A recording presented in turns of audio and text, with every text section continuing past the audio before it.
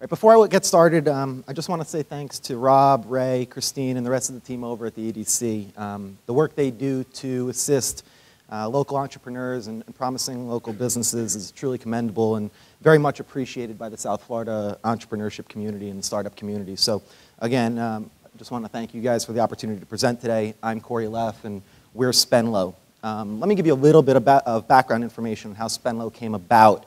I got into the world of software development in 2005 with the launch of a web-based or cloud-based document management company called Document Nation.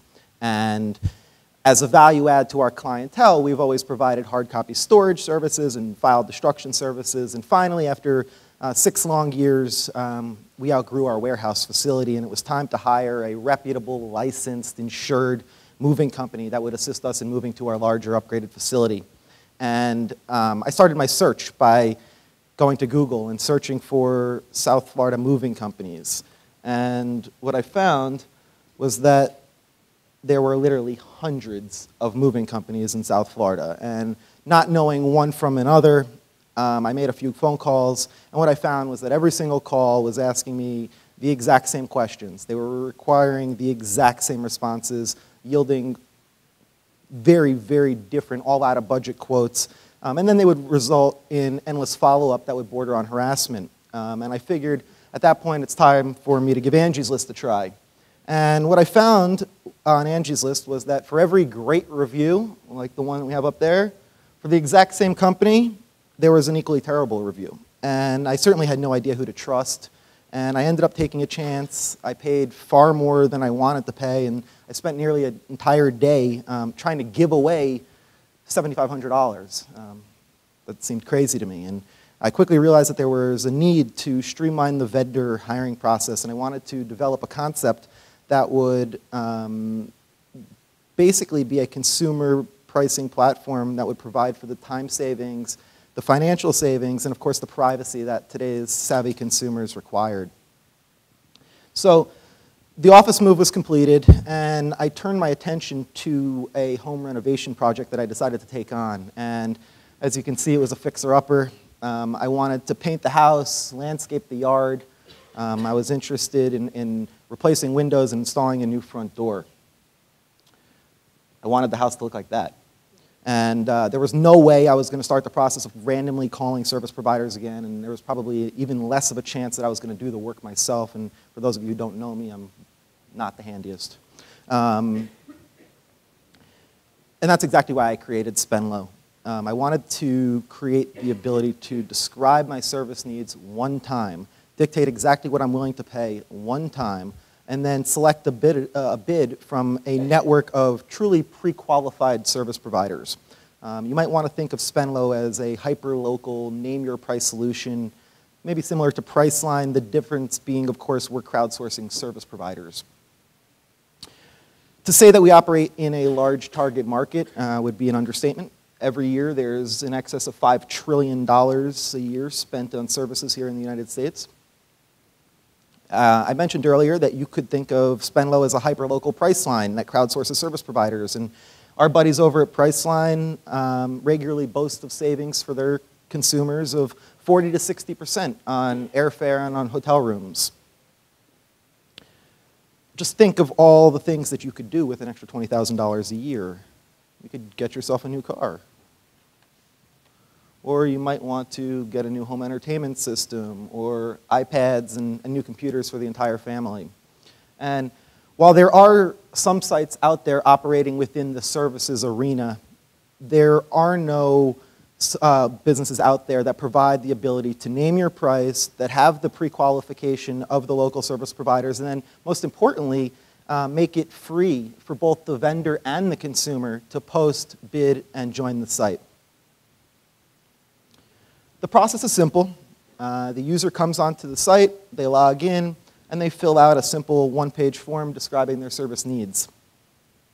Sit back and wait for the bids to roll in. At that point, the consumer is going to review each of the vendor credentials and select a bid. At that point, the spendLO brokerage fee is collected, and the consumer and vendor contact information is exchanged. The consumer is then able to go ahead and, of course, schedule the appointment with the winning vendor.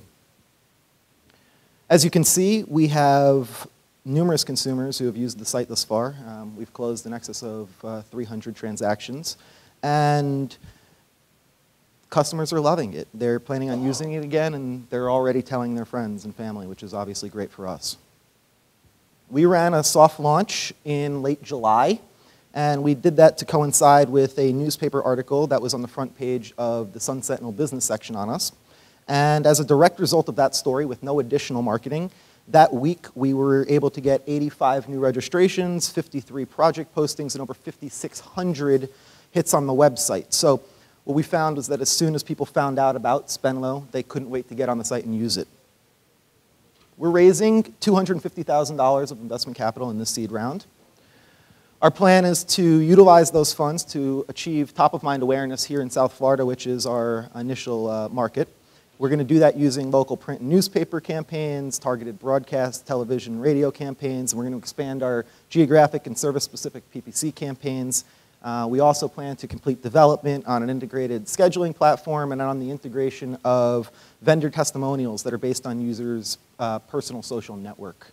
All of the development that we are doing or have done at spendLO is led by our CTO, Brad Leapart. Kristen Delaney, who's here in attendance with me today, has worked with me now for almost 6 years and runs day-to-day business operations. So Kristen and I work terrific together. She's our managing partner. And I'm the founder of the company. I'm responsible for overseeing kind of the global direction of the company. And thankfully, I'm not alone. We've received tremendous support from our founding board member, Ari Steinberg. For those of you who don't know Ari, he was one of the first 10 or 15 guys at Facebook, one of the earliest software engineers there, and has been instrumental in helping create the user experience at spendLO. South Florida's own Jeff Brown, who I know was here earlier this morning. I don't know if he's still here, but he's the founder and CEO at Honeytree Holdings, and is actively engaged in providing us direction and offering his knowledge and lending his support to our team, and we couldn't appreciate that more. So there's a million reasons that I could go through and tell you why you should invest in spendLO. Our concept, our team, our technology, and I can go on and on. The biggest reason is you just don't want to miss out on the next big tech startup. Again, we're spendLO. I'm Corey Leff, and happy to answer any questions that you guys have.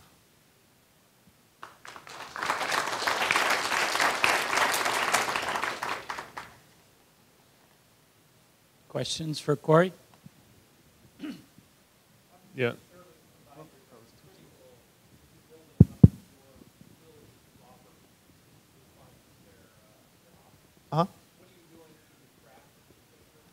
Actually, that's not the issue with spendLO. Service providers come to us. They want to be a part of our network because spendLO, in a sense, is generating free leads for our vendors.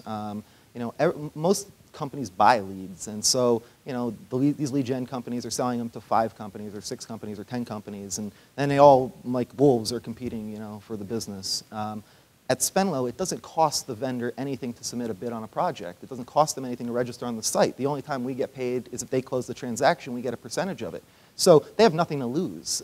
They're far more likely to want to do business with us, and we've seen that as a result of some of the publicity we've gotten, and we've gotten a lot of publicity in the first couple months of our operation, that the vendors are seeking us out and not the other way around. We're actually able to kind of cherry pick who we want to be in the network, and actually have turned down people that don't fit the criteria we look for, which is just the proper licenses, the time they've been in business, insurance, et cetera. Corey, you said at the beginning that with Angie's List, one of the problems that you had was that you always found good and bad reviews on the site. Mm-hmm. And so in your case, you're doing pre-screening of the contractors? We are doing pre-screening. How do you try to scale that? That's a good question. We are doing pre-screening, and the pre-screening process is manual. I mean, we need to verify insurances and so forth, and proper licenses for the county and the state. So at this point, that is a manual process. But truthfully, I'm not sure that that's the core of it. Angie's List, I think, will argue that they also will review for insurance and so forth. But the problem I have with Angie's List is that I don't really care about reading reviews for people that I've never met before. Somebody I've never met may not have the same expectations that I have. What we're going to be doing, and I mentioned it as far as building out some new technology, is putting the only reviews I care about are reviews that come from my personal social network. In other words, I don't need 100 reviews from 100 people I've never met. I need 1 or 2 reviews from somebody in my network. If I have 1 or 2 good reviews, I'm certainly far more comfortable than reading 100 reviews from somebody I've never met, even if 90 out of the 100 are positive.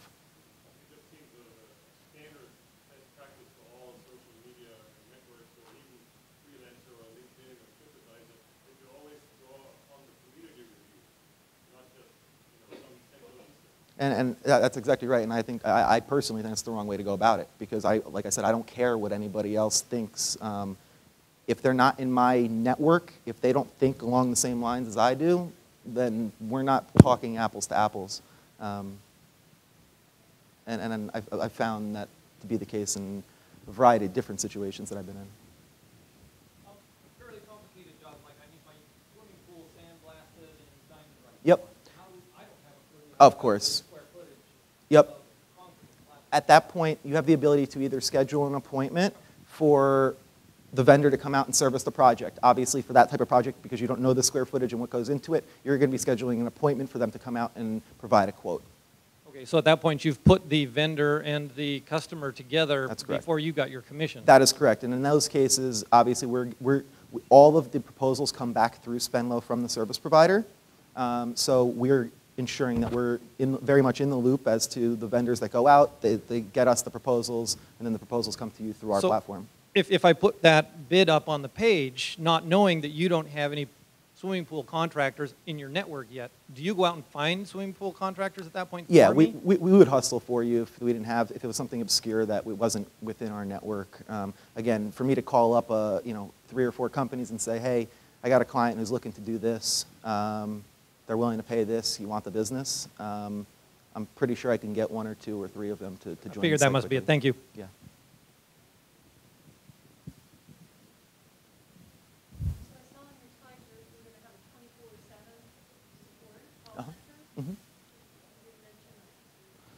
Yeah, I mean, I think one of the issues just in general with technology support and customer service is, one, a lot of companies don't do it locally in terms of the United States, and so the language barrier is an issue. We simply stagger our staff time-wise to ensure that there's always coverage. You mentioned that it's a name your price, Mm-hmm. but then you showed us that you received bids. So that seems to me like kind of more of like a... It's really a modified reverse auction. Exactly. It's not a true reverse auction in the sense that the lowest bid isn't always the winner. Basically what we're saying is, okay, you name your price, I'm willing to pay X. Every bid that comes in has to be under X. So you are naming your price in theory because that's the most that you'll pay on the site. Okay.